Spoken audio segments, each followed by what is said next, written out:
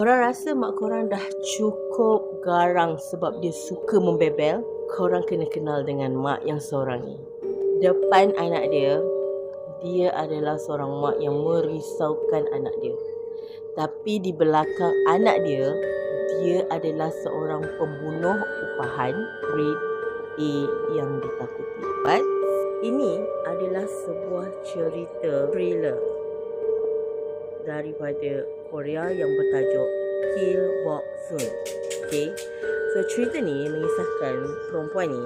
Okay, dia adalah seorang ibu tunggal yang menjalani dua kehidupan yang berbeza. So depan anak dia, dia macam mak-mak yang biasa, yang sedang merisaukan anak dia yang remaja, yang sedang memberontak, anak-anak remaja kan.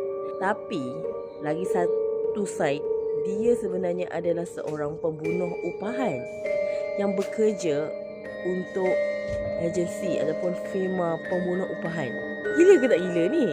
Dia punya kepakaran tu siap boleh nampak langkah mati musuh dia sebelum serang. So, dia memang seorang yang sangat pakar lah dan profesional dalam kerjaya dia tu.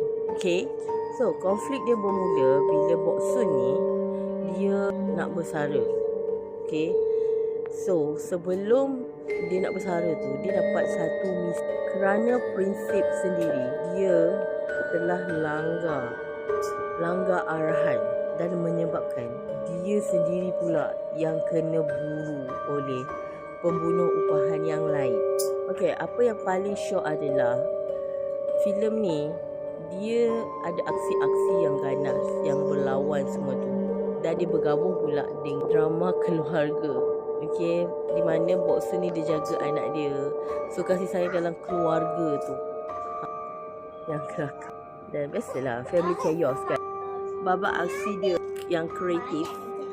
Dan kebayangkan ada satu scene ni dia pakai pen marker je, ataupun dia pakai kapak murah kat pasar untuk lawan dengan musuh dia. Kreatif tak kreatif tu? Kita boleh nampak perbezaan sinematografi dia antara kehidupan dia sebagai mak dengan pembunuh. Okay, so masa dia jadi mak-mak tu, kita akan nampak color yang warm, kasih sayang seorang ibu, kala-kala macam tu. Tapi dia akan berubah menjadi color yang cold, yang sejuk kan, bila dia menjadi pembunuh. Kalau korang suka filem macam John Wick tapi versi mak-mak, korang kena tengok Kill Bok Soon. Okay, langsung tak rasa bosan sebab jalan cerita dia yang padat. So korang akan layan je cerita tu. So korang rasa korang mampu tak simpan